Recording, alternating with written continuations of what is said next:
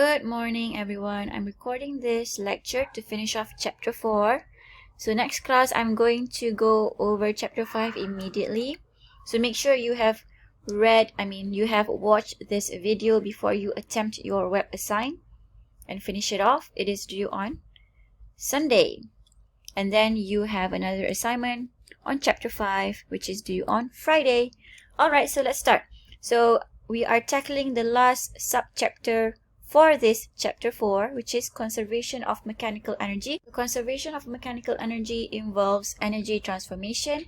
For this chapter, we are covering mechanical to mechanical, which is potential to kinetic. This could be UG plus UE goes to KE. Could be that. Could be UG plus UE equals to UG plus UE plus KE. It could be that. So it depends on the question, whether you have UG, whether you have UE, and whether you have KE. Alright? Okay. So these are the topics that we are going to tackle. So let's take a look at an example. So I have a slope, an incline, and I'm riding my bike as usual. I love riding my bike, but I don't have one. So I don't know. Just entertain me. Okay, so my V is equal to 10. And then reaching the top, my V equals to 0. So my KE initial was initially 1 over 2 mv squared, mv initial squared. Let's say my mass is 20 kilogram, the bicycle mass, okay, not my mass. My mass is secret. So 1 over 2, 20, and the V is 10 squared. So my initial kinetic energy is 100 times 20, 10 times 100 is 1000. So that is 1000 joules, because kinetic energy is energy. Energy, the unit is joules. Okay, so my KE final is 1 over 2 mv final squared. My V final is 0. So my KE final is 0. So where did this energy that I initially had go? It is converted to UG, potential energy, gravitational potential energy. Why? Because as I'm riding this incline, I am also acquiring height. Okay, so I'm acquiring height. So let's take a look on how we calculate that.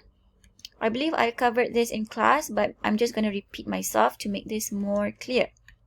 So my mass is 20 kilograms. Don't forget that. I mean my bicycle. Okay, let's use red. Okay, so my we have UGI, which is our initial potential energy. And it is given by mgh, right? My h was at 0 initially, so this guy becomes a 0. And then my UG final is mg. My height is, let's just say it's 5. Let's just say it's 5 meters. Okay, this is initial and this is h final. So 20 times 9.81 times with 5. Using my trusty scientific calculator, because mine is missing. If anyone sees it, please give it back. Oops. It's here. So we get 981 joules. So that is 981 joules. Okay, so I told you conservation of energy involves the transformation of energy from one form to another. So here we have seen that our KE initial is converted to UG final. So here KE becomes UG, right? And to write this in an equation, we have KE initial plus UG initial equals to KE final plus UG final. Okay, if I were to equate it like this side should be equal to this side, right? So KE initial is 1000 joules this dude is a 0. KE final is 9. Sorry, it's a 0 because our velocity is 0. This becomes 981 joules. So it's not balanced. So where did the rest of the energy go? Dun dun dun. Okay, wait for it. So the total energy of a system always have to remain constant, where total initial energy is always equal to total final energy. But in our example, we discovered that our initial was greater than our final, which means that we lost some of the energy to a non-conservative force or non-conservative work. So here, W and C. W is work done by, so this guy is work done by non-conservative force, such as friction or heat. Alright, when we have friction, this term will be in our equation.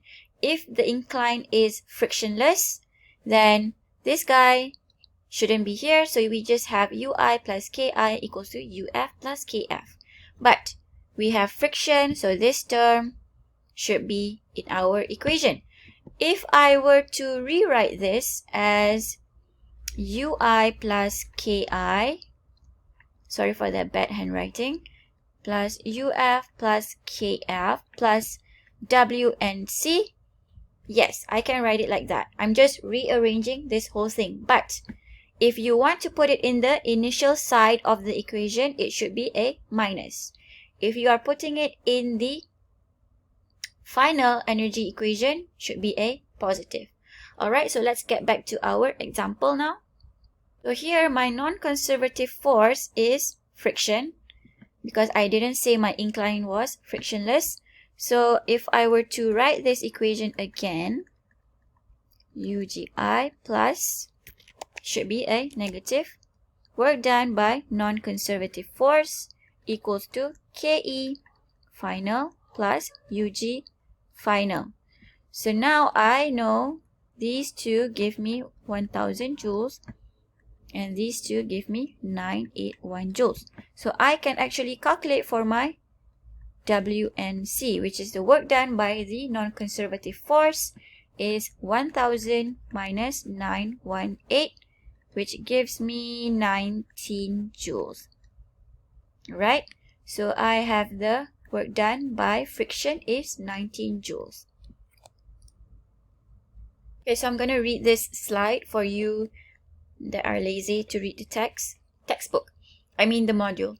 Okay, so in an isolated system of objects interacting through conservative forces only, the total mechanical energy of the system remains constant, whereby this means that the total initial energy is equal to the total final energy.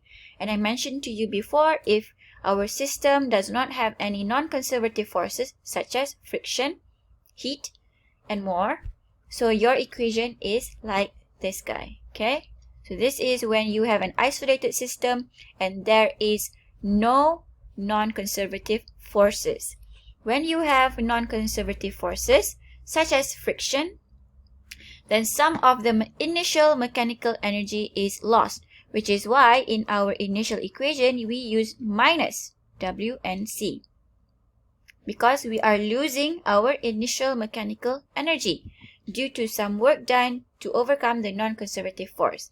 However, the total energy for the whole system is still conserved, which means that the initial should be equal to the final. The equation holds. So initial energy plus work done by non-conservative force, it should be a minus, equals to final energy. Okay? This side of the equation should be equal to this side of the equation. This is what this sentence means. Okay, so total energy is conserved. Alright, so we have talked about this slide. Okay, so apply the conservation of energy equation. For chapter 4, you have to know that work is equal to the change in energy. So it doesn't matter if it's kinetic, it's UG, it's UE. there should be a change for you to have work. And then you should know that KE, the equation is 1 over 2 mv squared. It's mgh, and UE is 1 over 2 kx squared. Apply this into this equation accordingly. I've told you this in class. We have done some examples, so I expect you to know this. To solve an isolated system, doesn't matter if you have friction or not, always use this equation. This equation is very, very, very, very, very, very, very important, right? If I don't see this equation, when you are trying to solve it, you won't get marks. This is where 1 mark is given. This forms your whole problem. You start here. If you don't have this equation, I don't know what you're trying to solve. Alright? If the system does not have friction, just say, oh, this equals to a 0. So you get UI plus KI equals to UF plus KF. So get this equation in your head. Please memorize it. Alright? So now that we got the theory, we got an example, let's take a look at a problem. Okay, so a crate of mass 10 kilograms, so let's write that down. Its mass is 10 kilogram. It's pulled up a rough incline, so we have friction. Okay, with an initial speed of 1.5, so I'm just gonna say it's a U or V initial. Sama je. Excuse me, please cooperate. Excuse me. Alright, thank you. Dude. Okay, so U is... Okay, this is confusing. Let me put VI, because U is potential energy, right? It's going to be confusing to you guys. So 1.5 meter per second. It's an SI unit, so I don't have to care anymore. The pulling force is 100 newtons, so it's a pulling force. It's 100 newton. Parallel to the incline, which makes an angle of 20 degrees with the horizontal. So this is my horizontal. The incline makes a 20 degrees angle with the horizontal. So the mass, this is the crate, it is pulled. It is pulled, which means that my F is going upwards. That's my F. And then the coefficient of kinetic friction. That's my mu. So 0.4. The crate is pulled 5 meters. So it's pulled when it reaches a particular point. Let's say it reaches here. The distance of from here to here is 5. Let me label that. So the distance from here to here is 5 meters. Okay, so now it's asking how much work is done by the 100 Newton force. Let's solve the easy one first. So the work done is, we have learned this before, dot product of F and delta X, both are vectors. And then expanding this will give me F cosine theta, where theta is the angle between F and delta X. Okay, I hope you still remember this equation. Alright, so I'm gonna label this WF, which means the work done by the pulling force. So F, we know that the F is 100. Cosine theta, the angle between F and delta X, which is 5, is 0. So this is cosine 0, 100, and delta X is 5. So this gives me 500 joules. So the work done by the pulling force is 500 joules or 500 Newton meters. Now it's asking you how much work is done by gravity. So if you still remember how to draw a free body diagram, whoopsie,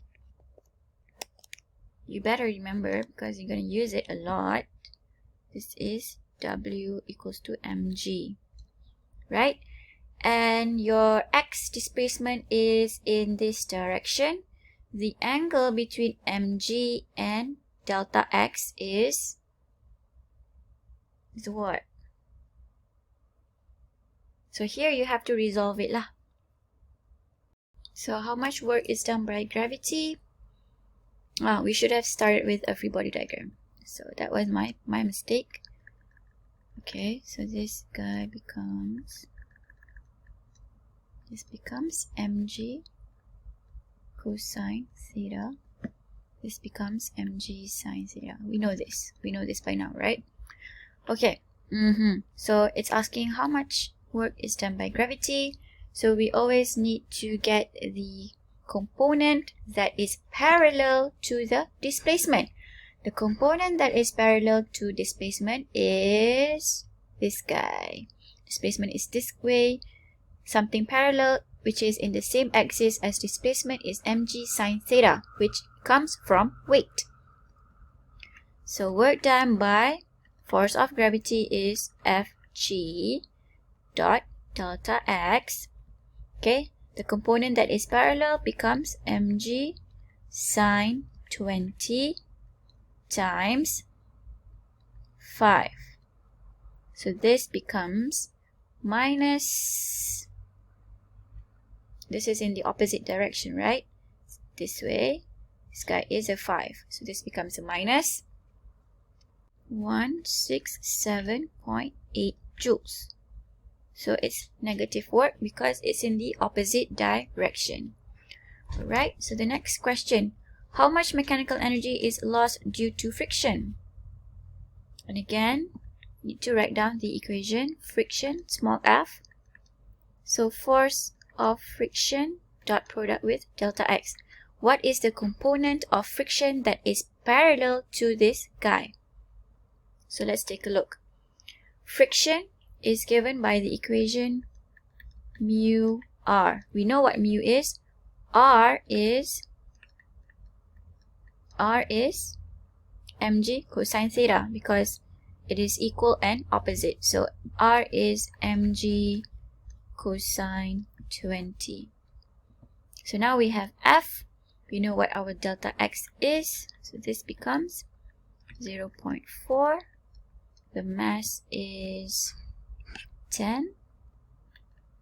G is 9.81 cosine 20 times with the displacement, which is 5.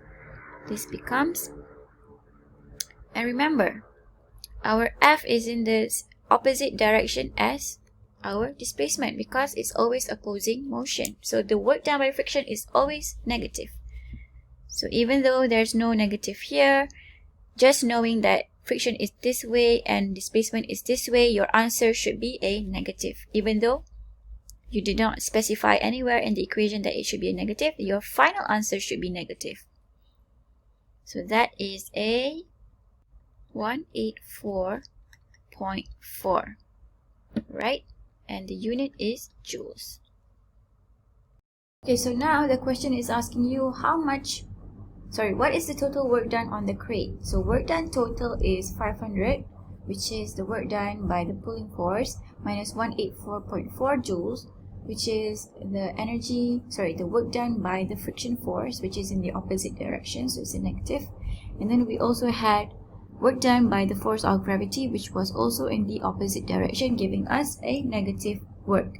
So the total for this is, okay, and it's a positive.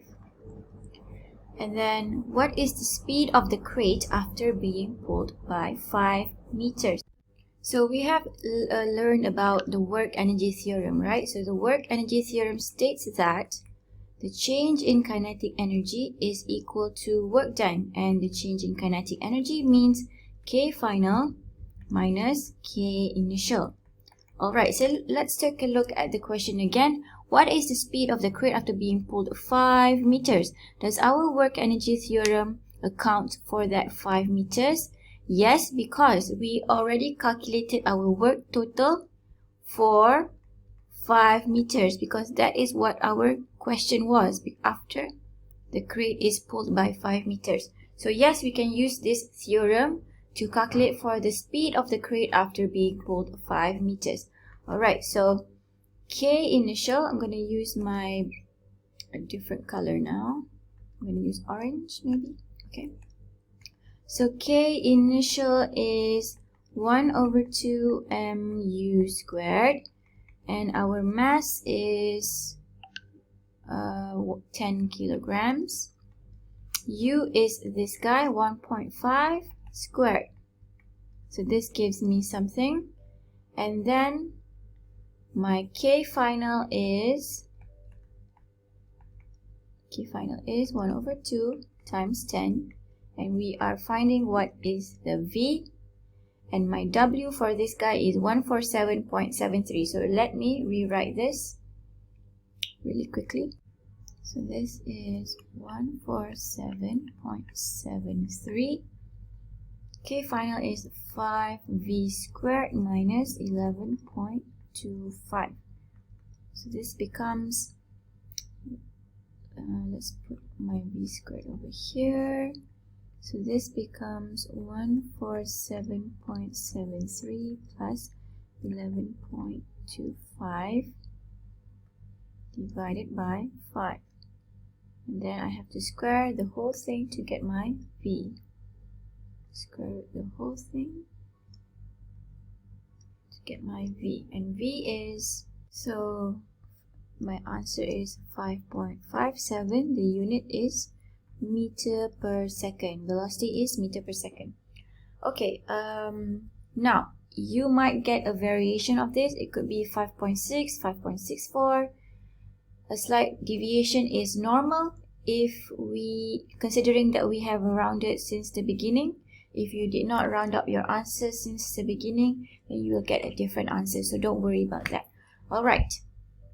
So our next problem is PBL 4.5. A skier traveling 12 meters per second reaches the foot of a 18 degrees incline and glides 12.2 meters steadily up along this slope before coming to a rest. Okay, so we know that he has he has U equals to 12. U equals to 12 meters per second. And he came to a rest, which means that his V is 0. His final velocity is 0. And then we have an incline that is 18 degrees.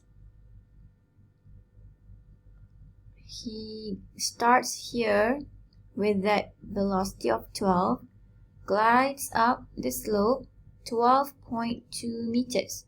So his S, or his displacement, is 12.2. Okay, I'm just writing the information down. We will make this a lot neater later. And before coming to the rest, what is the average coefficient of friction? Alright. So, considering we are in chapter 4, I would recommend using the conservation energy equation. But if we were still in chapter 3, you would have to solve this using kinematics, right? Alright, doesn't matter, same thing. Okay, let's do this. This is our skier guy. So it starts from here, starting point. And this is the ending point. Okay, so let's draw the free body diagram for this guy. So he has weight. Okay, this is our angle. He has, why is it still not straight? Okay, this is weight. And we know that this is mg cosine theta, right? We have learned this before. Mg cosine theta, and this is mg sine theta, and he is on a surface which gives him reaction force, or the normal force. Alright, so here we know that R is equal to mg cosine theta because our net in the Fy is 0. Okay, so we know that our R equals to mg cosine theta. So we know friction equation is mu R, which is mu mg cosine 18, right? Our theta is 18. And then we also need to look from the perspective of conservation of energy. So the conservation of mechanical energy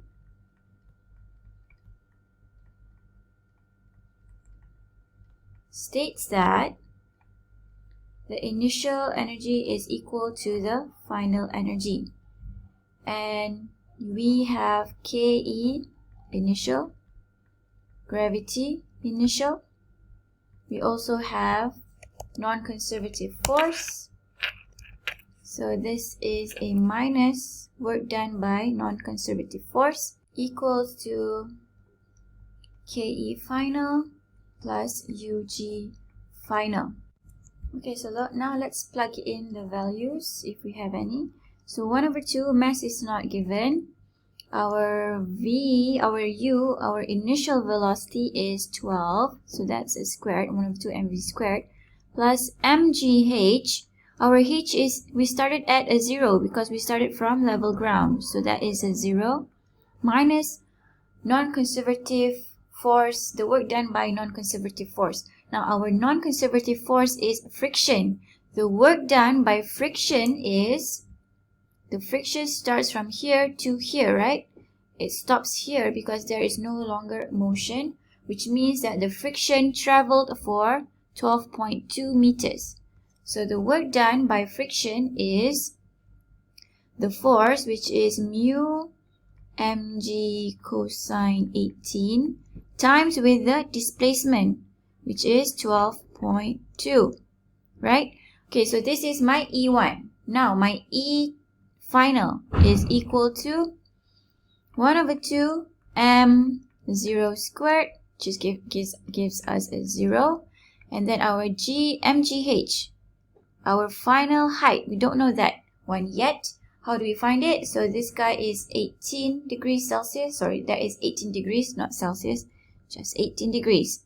And we know that this is 12.2. We want to know what is the height when it reaches here, right? So sine theta gives us opposite over hypotenuse. Betul tak? Okay, so we have the hypotenuse, but we don't have the opposite. So 12.2, this is sine 18, which gives us opposite as 3.77, and that is equal to our height. Okay, so that's 3.77. Let me erase that really quickly. 3.77. 3.77. Okay, kenapa tak nak padam pula ini? 3.77. Alright. Hello, padam. Okay, so yang tu jadi 3.77. Alright. Okay, so I already plugged in whatever values and info that I have. This is E1, sorry, this is E initial, and this guy is E final. Alright. I'm looking to solve mu. Okay, so this becomes, let me rearrange this equation to make my mu as my subject. So mu equals to, wait, let me start from here. Okay, 144, which is 12 squared over 2 m. Our mgh is 0. And then we have this guy, which is not a 0, so that is minus 9.81, 3.77 mass. Okay, I just took this guy, brought it over to the other side. And then I am putting my work done by the non-conservative force on the other side. So that becomes a positive. So positive mu divided by mg cosine 18 times 1.2. Hey, that's not 1.2, it's 12.2. Silap.